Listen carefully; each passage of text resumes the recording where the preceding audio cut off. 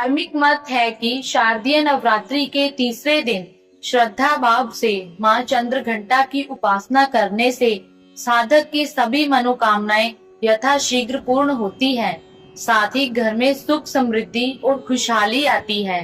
अगर आप भी मां चंद्रघंटा की कृपा के भागी बनना चाहते हैं तो विधि पूर्वक मां की पूजा उपासना करें। साथ ही पूजा के समय व्रत कथा का पाठ अवश्य करें। शारदीय नवरात्रि के तीसरे दिन मां चंद्रघंटा की पूजा अर्चना की जाती है। साथ ही उनके निमित्त व्रत उपवास रखा जाता है। सनातन शास्त्रों में निहित है कि मां ममता की सागर है। उनकी महिमा निराली है। अपने भक्तों का उद्धार करती हैं और दुष्टों का संहार करती है। धार्मिक मत है कि शारदीय नवरात्रि के तीसरे दिन श्रद्धा भाव से मां चंद्रघंटा की उपासना करने से साधक की सभी मनोकामनाएं यथाशीघ्र पूर्ण होती हैं। साथ ही घर में सुख समृद्धि और खुशहाली आती है। अगर आप भी मां चंद्रघंटा की कृपा के भागी बनना चाहते हैं तो विधि पूर्वक मां की पूजा उपासना करें। साथ ही पूजा के समय व्रत कथा का पाठ अवश्य करें। तो आइए जानते हैं व्रत कथा। चिरकाल में महिषासुर नामक असुर का आतंक बढ़ गया था। उनके आतंक से तीनों लोक में हाहाकार मच गया था।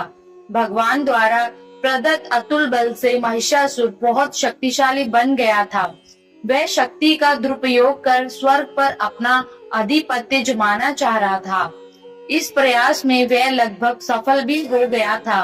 उस समय स्वर्ग के देवता भयभीत हो उठे। स्वयं स्वर्ग इंद्र नरेश भी चिंतित हो उठे।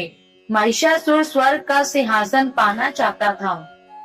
उस समय सभी देवता ब्रह्मा जी के पास गए और उनसे सहायता मांगी।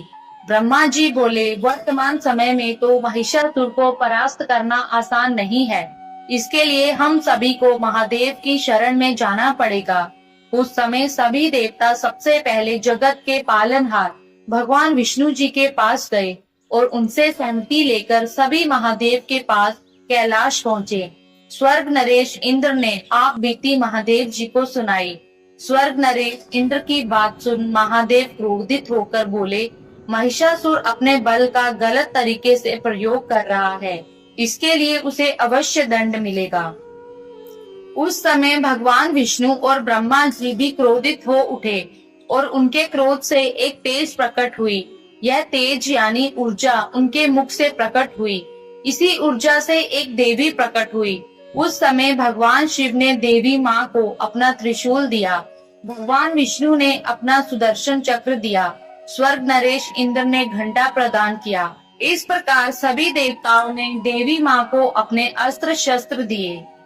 तब माँ चंद्रघंटा ने त्रिदेव से अनुमति लेकर महिषासुर को युद्ध के लिए ललकारा। शास्त्रों में निहित है कि कालांतर में माँ चंद्रघंटा और महिषासुर के मध्य भीषण युद्ध हुआ। इस युद्ध में माँ के प्रहार के सामने महिषासुर टिक ना सका। उस समय महिषासुर का वध कर माँ ने तीनों लोकों की रक्षा की। तीनों लोकों में माँ के जयकारे गूंजने लगे। कालांतर से माँ चंद्रघंटा की पूजा उपासना की जाती है। माँ अपने भक्तों के सभी दुख हर लेती है। साथ ही सुख समृद्धि और शांति प्रदान करती है। अतः साधक श्रद्धा भाव से शारदीय नवरात्रि के तीसरे दिन माँ चंद्रघंटा की उपासना करते हैं। धन्यवाद।